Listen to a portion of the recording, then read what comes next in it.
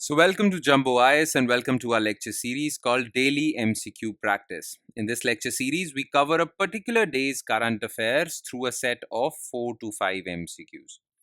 The idea behind this lecture series is that you get to revise these current affairs, important current affairs, through a set of MCQs so that you get the much needed MCQ practice also. And MCQ practice comes in really handy if you're serious about stage 1 of any civil services examination, that is the prelim stage. You all know that prelims consist of MCQs. Okay, so MCQ practice is very important, and current affairs form a very important chunk of prelims examination. In fact, around 50% of your prelims paper, is directly or indirectly related to current affairs. So, what better way to prepare for prelims than by practicing MCQs from current affairs? As far as current affairs are concerned, you won't have to worry about them in your prelims examination, provided you have made this lecture series a part of your daily routine. You cover 4 to 5 MCQs daily with me, and these daily MCQ practice would add up to more than 1200 MCQs. And 1200 MCQs from current affairs are from current affairs, I'm talking about, not other subjects, just current affairs. 1200 MCQs from current affairs alone are more than sufficient. Okay, so make this lecture series a part of your daily routine. Okay, enough of the introduction. Let's straight away jump into the discussion, starting with question number 1. Consider the following statements regarding Karma Yogi competency model. Created by Capacity Building Commission constituted by government in 2024. This model consists of 34 behavioral competencies of civil servants on which employees would be assessed. These competencies are also mapped to courses on iGot platform. How many of the above statements are correct? Now look, Karma Yogi competency model was created by CBC, but CBC was created in 2021. Okay, so Karma Yogi competency model is created by CBC, but CBC itself was not created in 2024. It was created in 2021. So this is false.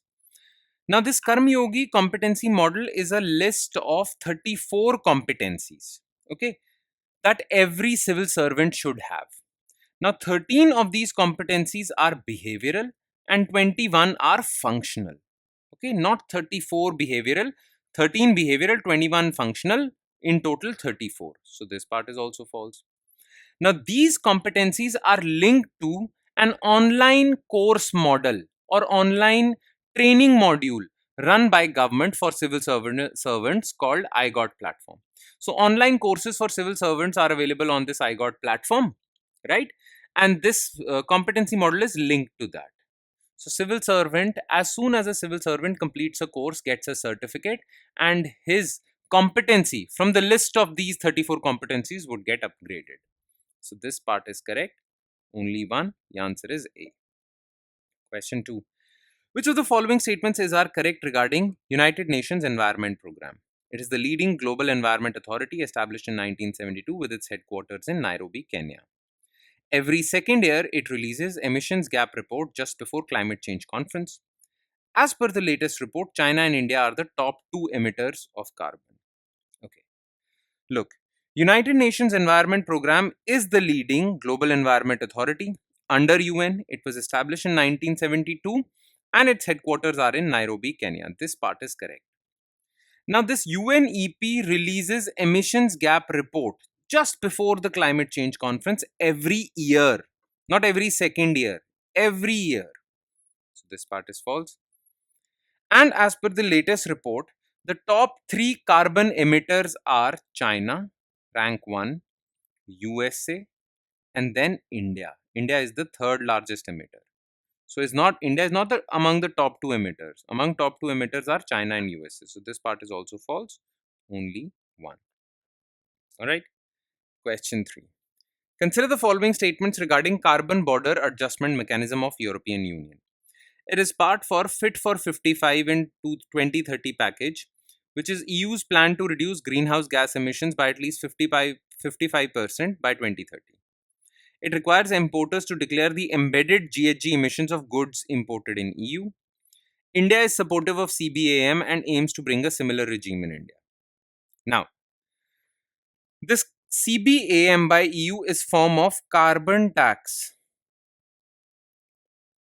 on imports coming into European Union. Okay, and it is part of Fit for 55 in 2030 strategy, under which European Union is planning to reduce greenhouse gas emissions by at least 55% by 2030 as compared to 1992 levels. So 55% reduction from 1992 levels of carbon emissions. Okay, this part is correct. Now, under this regime, the importers have to declare to European Union authorities how much carbon was emitted from the goods during their production process when the when the importers were importing those goods. So all the goods imported by importers, the importers have to show a list of carbon emissions of each and every product, and then EU would levy a tax on it. So this part is also correct.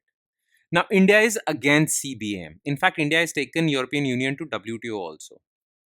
Okay, India is dead against CBAM. India calls it discriminatory, and India is not planning to bring a similar regime in India. So this part is false. A. Question 4. Which of the following statements are correct about Indian space sector? The current space sector in India is valued at $8.4 billion.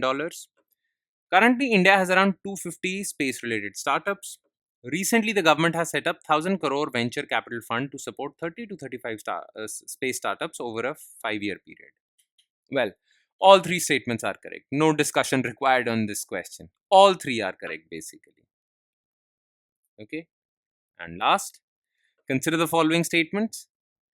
Indian Meteorological Department, IMD, currently has the ability to forecast weather events over a 1 kilometer by 1 kilometer area. Gram Panchayat level weather forecasting is an exclusive program of Panchayati Raj Ministry which aims to provide localized weather forecasting at Gram Panchayat level for the benefit of farmers. Okay.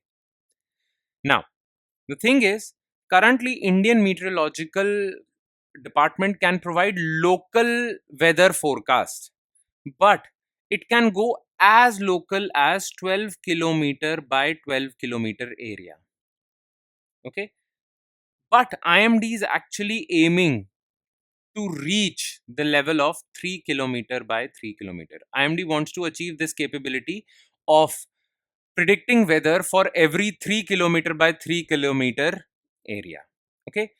If IMD achieves that, then IMD would be able to provide localized weather forecasting. And eventually, IMD wants to reach 1 kilometer by 1 kilometer, which is hyper localized weather forecasting. Okay. IMD will reach there. IMD doesn't currently have this capability. Currently, it has 12 kilometer by 12 kilometer. Okay.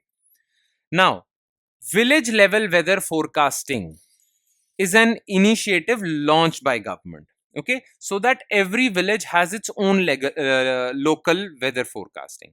Now, this project is a joint program of Panchayati Raj Ministry, IMD, and Ministry of Earth Sciences. It is not an exclusive project of Panchayati Raj Ministry. It is a joint project of Panchayati Raj Ministry, IMD, and MOES. Okay, so this part is also false. Neither. All right. And with that, we conclude today's session. Thank you so much for watching, everyone. And I'm sure it has added value to your preparation. Now, if you want to have the detailed written solutions to all the questions discussed in this lecture, okay, then you can download our PDF file for this lecture. Okay, there you'll find written detailed solutions for each and every question discussed. And this PDF file can be downloaded from our Telegram channel. And the link to our Telegram channel is provided in the comment section below this video. So just click on that link. You'll be taken to our Telegram channel, and from there you can download the PDF file. All right? Okay. That's about it. That's enough from my side today. Thank you so much for watching, everyone. And I will leave you guys now with the promise of seeing you again with 26th October 2024's current affairs through MCQs. Thank you, everyone.